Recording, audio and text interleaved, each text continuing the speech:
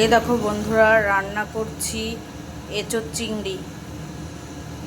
এই দেখো কড়াইয়ে তেল দিয়ে দিয়েছি, এবার দিয়ে দেবো আলু। এই দেখো আলু দিয়ে দিয়েছি, আলুগুলো লাল করে ভেজে নেব। আলুগুলোতে একটু লবণ দিয়ে দেবো যাতে আলুগুলো তাড়াতাড়ি সিদ্ধ হয়ে যায়। আলু ভাজা হয়ে গেছে, এবার আলুগুলো নামিয়ে নেব। এই তেলে দিয়ে দেবো সেদ্ধ করে রাখা এঁচোড়। এঁচোড়গুলো ভালো করে ভেজে নেব।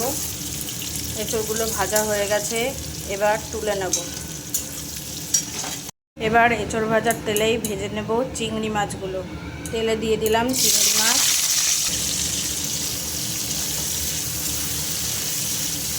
চিংড়ি মাছগুলো হালকা করে ভেজে নেব, খুব বেশি ভাজবো না, তাহলে চিংড়ি মাছগুলো শক্ত লাগে। এই দেখো চিংড়ি মাছ ভাজা হয়ে গেছে, এবার চিংড়ি মাছগুলোকে তুলে নেব। চিংড়ি মাছ ভাজার তেলে দিয়ে দেবো দুটো তেজপাতা, দুটো শুকনো লঙ্কা, দেবো গোটা গরম মশলা। ফোড়নটা একটু ভাজা ভাজা হয়ে গেছে, ওই তেলে দিয়ে দেবো পেঁয়াজটা যাতে তাড়াতাড়ি নরম হয়ে যায়, ওই জন্য দিয়ে দিলাম একটু লবণ।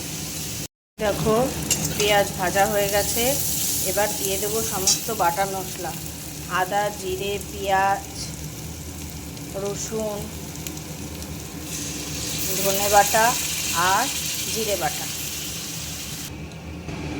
লবণ এর আগেও দিয়েছি আলু, এঁচোড় সমস্ত কিছু ভাজার সময়, তাই অল্প করে লবণ দিলাম। আর দিয়ে দিলাম হলুদ, দিয়ে দিলাম কাশ্মীরি লঙ্কার গুঁড়ো। এবার মশলাটা খুব ভালো করে কষাতে হবে যতক্ষণ মশলা থেকে তেল ছেড়ে না দিচ্ছে। এই দেখো মশলা থেকে তেল ছেড়ে দিয়েছে, এবার দিয়ে দেবো ভেজে রাখা এঁচোড় আর আলু। দিয়ে দিলাম ভেজে রাখা এঁচোড় আলু। এবার ভালো করে এগুলো মশলার সাথে কষাতে হবে। ভালো করে মশলার সাথে কষিয়ে নিচ্ছি।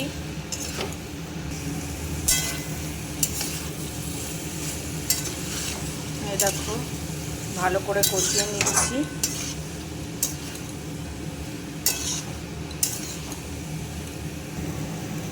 এই দেখো এঁচোড় আলু কষানো হয়ে গেছে, এবার দিয়ে দেব ভেজে রাখা চিংড়ি মাছগুলো। চিংড়ি মাছগুলো দিয়েও একটু কষিয়ে নেব। এই দেখো ভালো করে কষানো হয়ে গেছে, এবার দিয়ে দিলাম জল। জলটা তোমরা বুঝে দেবে, যদি ঝোল করতে চাও একটু, তাহলে জলটা একটু বেশি দেবে, আর মাখা মাখা করলে জলটা একটু কম দেবে। আমি মাখা মাখা করব, তাই জন্য জলটা একটু কম দিলাম। দেখো আমার এঁচোড়ের তরকারিটা ফুটে উঠেছে।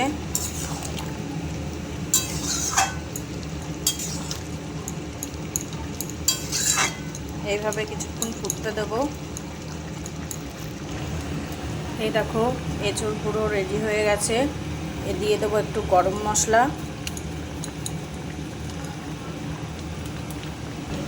দিয়ে দেবো ঘি।